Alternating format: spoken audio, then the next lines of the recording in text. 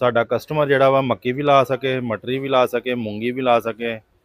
उस तो इलावा प्लांटर तो हर कोई देई जा रहा वा सीडर वाला बना बना के, मगर इनू किवें इस्तेमाल करना वा ये किसे किसे नू पता जी।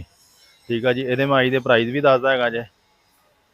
ये अज दे प्राइज़ भी तुहानूं मैं दस दिंदा। अज तरीक हैगी जे 28 मार्च 2024।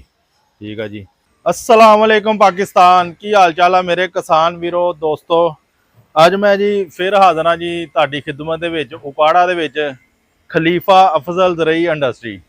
खलीफा अफजल ज़रई इंडस्ट्री तो मैं हाज़र हाँ जी। ये मेरा अपना यूट्यूब का चैनल है खलीफा मुदस्सर। हुण अज असीं जिहड़ा प्लांटर बनाया ना जी, ये प्लांटर दीयां खूबियां खसूसियात तुहानूं अज दस्सदे आ जी। ये साडे बहुत ही अच्छे कस्टमर, ये लाहौर दे रहण वाले आ, मगर ये प्लांटर जिहड़ा ना रावलपिंडी दे विच जाना जे। हुण इस प्लांटर दीयां खूबियां खसूसियात ये हैगी जे कि ये मियाँ साहब ने अपनी मर्जी के नाल अपने तरीकाकार दे नाल बनाया। काफ़ी खपदे रहे ने जी। ये उन्होंने सब तो पहले दिन दे नाल ना जी मूंगी काश्त करनी है। ये जी हुण ये मियाँ साहब ने जिहड़ा ना जी मूंगी काश्त करन वास्ते बनाया जी। उन्होंने ना जी लैन तो लैन का वक्फा 4 इंची के उत्ते बी लगाना जी। बी का मतलब यानी कि एक चोपे तो लैके दूसरे चोपे तक एक दाने का मतलब एक दाना मूंगी का लगाना। हालांकि मूंगी का बिल्कुल 0 साइज का बी हुंदा जे। ठीक है जी। उन्होंने सिर्फ ये मूंगी नहीं इहदे नाल लगानी, इहदे नाल उन्होंने मटरी भी लगानी है, मक्की भी लगानी, यानी कि काफ़ी चीज़ां इहदे नाल लग सकदियां जी।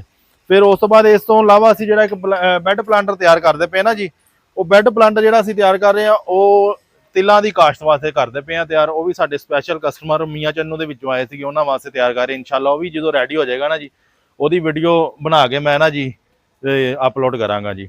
हुण इस तरीके नाल जिहड़ियां जिहड़ियां इहदे विच चीज़ां लगियां वा वो भी मैं तुहानूं सारियां दिखांदा वां जी।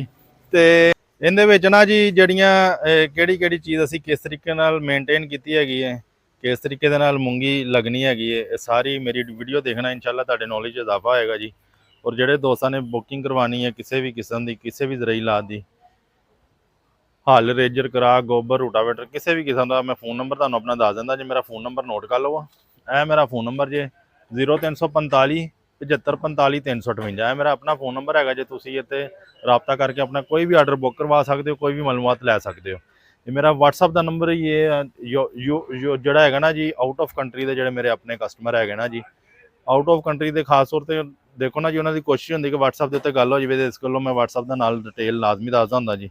ये जायज़ दे विच मेरा कन्वर्ट है। अच्छा जी, हुण आपां आ जांदे हैं जी प्लांटर वाली साइड ते। हुण देखो ना जी, साडे कस्टमर ने कहा वा जी असीं 42 इंच का बैड बनाना जे। ठीक है जी। सेंटर च असीं छोटी कश्ती लगाई हैगी जे। छोटी कश्ती दे नाल छोटी कश्ती दे नाल उन्होंने काफ़ी यानी कि कम वगैरह लैने हैगे ने। इन्होंने लाइन तो लाइन 4 इंच का बी लगाना ते उतों फिर जिहड़ा बीज का फासले तो फासला भी 4 इंच ही रखना, लाइन तो लाइन भी 4 इंच का फासला रखना जी। ठीक है जी। आटोमैटिक सीडर के नाल लगना सारा समान जिहड़ा प्लांटर नाल मूंगी लगनी हैगी जी। ठीक है जी। मैं हुण पिछली साइड तो तुहानूं दिखांदा पिया जी। बाकी इंशाअल्लाह चलदे दी वर्किंग वीडियो भी साडी कोशिश है कि असीं रावलपिंडी जाके ना जी बनाइए जो इन्होंने मूंगी काश्त करनी जी। इंशाअल्लाह कोशिश तो साडी पूरी है कि आप जाइए तो अगर टाइम होया तो। ठीक है जी। बाकी हर तरह की डिटेल हर तरह के ज़रई लात की जड़ी ना जी मेरे अपने यूट्यूब चैनल के उत्ते पई हुई जे। ये असी ना जी जदीद तरीके दे नाल असीं बैड प्लांटर बनाया है जे, ताकि साडा कस्टमर जिहड़ा वा मक्की भी ला सके, मटरी भी ला सके, मूंगी भी ला सके। उस अलावा कपाह, फिर उस तो बाद यानी कि काफ़ी ज़्यादा बीज तुसीं इहदे नाल लगा सकदे। चुकंदर भी लगा सकते हो।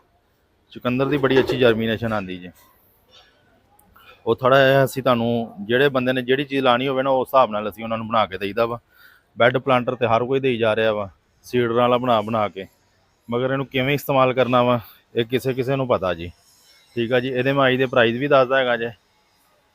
ये अज दे प्राइज़ भी तुहानूं मैं दस दिंदा। अज तरीक हैगी जे 28 मार्च 2024। ठीक है जी।